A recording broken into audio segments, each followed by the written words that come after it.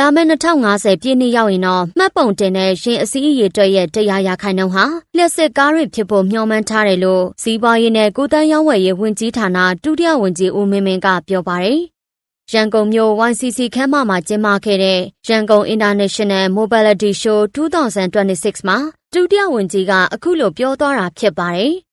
ဒီရည်မှန်းချက်ကိုအမျိုးသားအဆင့်လက်စစ်သုံးရှင်နဲ့ဆက်ဆက်လုပ်ငန်းများဖွံ့ဖြိုးတိုးတက်ရေးကော်မတီကအကောင့်ထဲပေါ်နေတယ်လို့တူဝန်ကြီးကပြောပါတယ်။ဒီလို73စီခက်ခဲဖြစ်ပေါ်နေတဲ့ကာလမှာလောင်စာစီရင်တွေအသုံးပြုမှုလျှော့ချပြီးတော့တစ်ဖက်မှာမျက်စစ်သုံးရင်များရဲ့အခန်းကဏ္ဍပုံမူမြင့်တင်လာမှာကိုတွေးကြမှာဖြစ်ပါတယ်။ကျွန်တော်တို့နိုင်ငံမှာလည်းမျက်စစ်ရင်နဲ့ဆက်ဆက်လုပ်ငန်းများဖွံ့ဖြိုးတိုးတက်ရေးအတွက်ကိုဘူဝါဒစနစ်တကျရေးဆွဲပြီးတော့နှစ်လိုက်ဆောင်ရွက်သွားမှာဖြစ်ပါတယ်။ကာလအပိုင်းခြား3ခုအနေနဲ့အကောင့်ထဲပေါ်ဆောင်ရွက်လျက်ရှိပါတယ်။ကာလတို့ကို2022-2025မှာ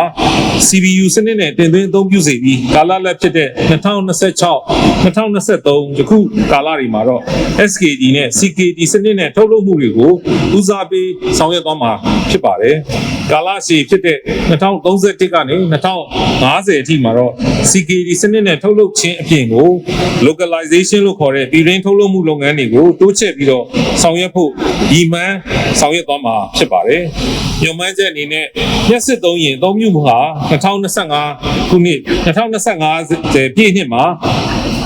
မှတ်ပုံတင်ရင်စုစုပေါင်းရဲ့100%ကို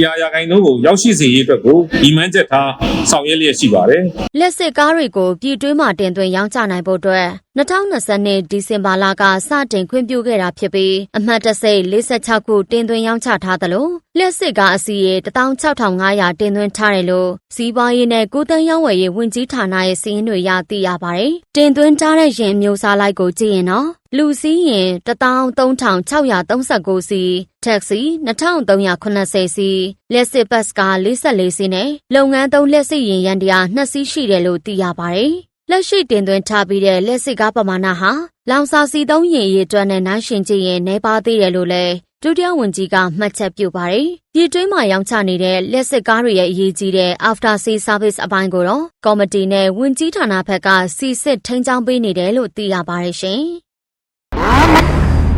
။